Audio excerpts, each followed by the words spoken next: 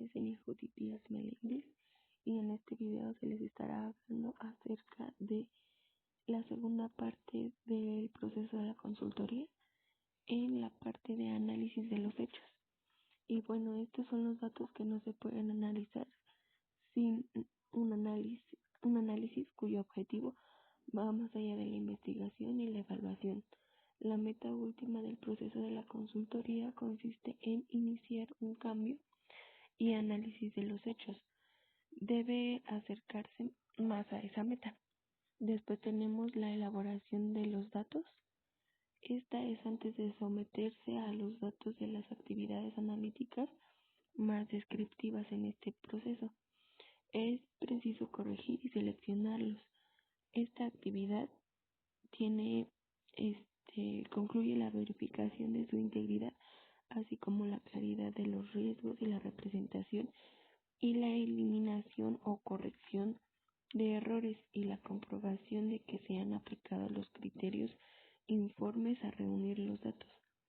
Las verificaciones cruzadas ayudan en algunos casos, como por ejemplo si la información se tuvo a través de una entrevista, se podrá verificar conociendo entrevistas posteriores.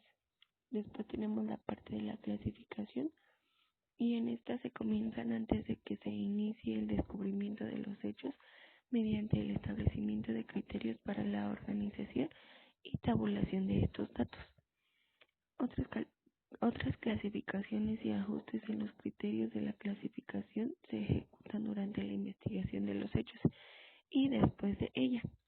Los principales criterios de la clasificación están empleados por los consultores por el tiempo, lugar, responsabilidad, la estructura y otros factores determinantes. El análisis de los datos organizados. En el análisis estadístico y otros análisis cuantitativos tienen sentido solo cuando se pueden poner al descubrimiento de las relaciones cuantitativas. Esto consiste en determinar si existe una relación específica entre diversos factores y acontecimientos descritos por los datos y, en caso de ser afirmativo, examinar su naturaleza. El propósito de este es descubrir y definir relaciones que sean sustanciales y no solo accidentales. Otro punto tenemos el empleo de razones. Esta es una forma común de expresar y medir las relaciones de las razones. Pueden analizar si los insumos de una actividad generan productos proporcionados, examina si los recursos o los compromisos están adecuadamente equilibrados o expresar la estructura interna de un favor o recurso en particular. Otro punto tenemos que el análisis causal. Este tiene por objetivo descubrir las relaciones causales entre las condiciones y los acontecimientos que proporciona el medio para planificar los cambios y las mejoras.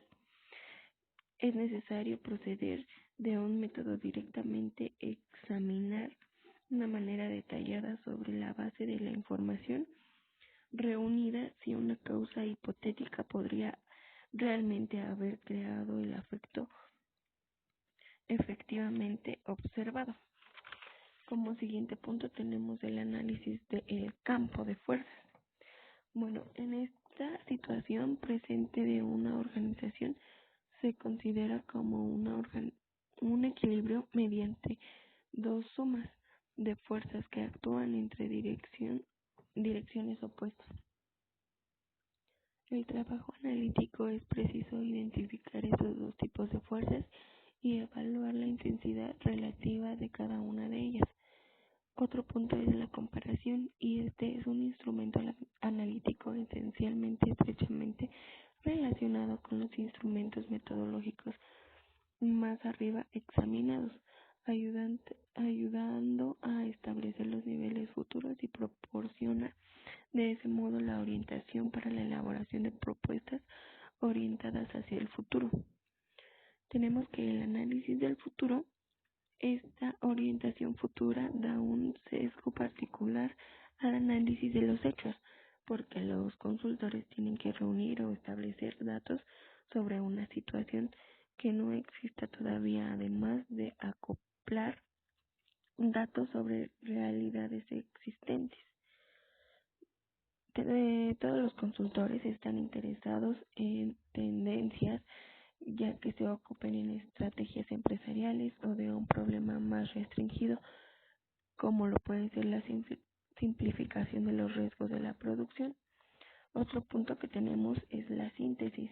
A medida que avanza el análisis de los hechos, el método del consultor extrañará cada vez más una síntesis, ya que está determinada por las relaciones esenciales, las tendencias y las causas.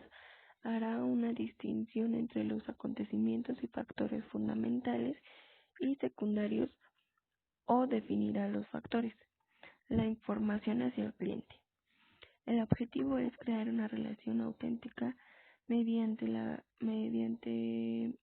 una colaboración entre el consultor y el cliente de una etapa inicial del cometido, y prevenir las diversas actitudes y relaciones negativas por parte del cliente, que son diferentes de evitar.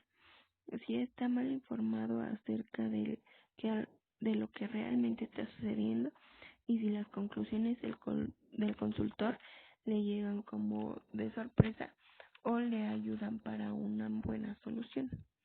Otro punto que tenemos es la utilidad de la información proporcionada al cliente. Y bueno, aquí básicamente la información que te proporciona el cliente debe ser aportar algo nuevo o importante acerca de su organización. Le pone conocimiento del enfoque apropiado por el consultor y los progresos logrados en la investigación. Alimenta la contribución activa del cliente a la tarea. Ayuda al consultor a seguir por un buen camino o reorientar su investigación si es necesario. ¿Cuándo se ha de aportar información? Bueno, pues la información razonada que se aporta al cliente es algo más que un informe sobre el trabajo realizado. Se debe facilitar en momentos en que se puede ser útil para un objeto concreto. Un consultor que adopta la estrategia de numerosos pasos cortos debe informar al cliente cada vez que posea suficiente para decidir el próximo paso que se ha de dar. Y bueno, ¿a quién se debe de proporcionar esta información? En un principio se debe proporcionar información a las personas quienes el consultor espera más ayuda, más información o ciertas medidas relacionadas con el problema que este trae. Pero en teoría todas las personas entrevistadas pueden recibir cierta información poco después de que pase la entrevista. ¿Y qué información sobre los resultados ha de dar o cómo? Bueno, pues el consultor debe mostrarse selectivo al compartir información en la que es probable que el cliente esté seriamente interesado, ante el que probablemente relacionará y estimulará o facilitará la información sobre los resultados, no es decir, al cliente, que ya lo sabe. La forma de la información facilitando al cliente. Una forma común consiste en las reuniones de información con diversos de la organización del cliente. Estas reuniones pueden aportar una valiosa información adicional y ayudar al consultor a orientar su investigación o cuestiones esenciales. Y como por último punto tenemos la terminación de la fase del diagnóstico.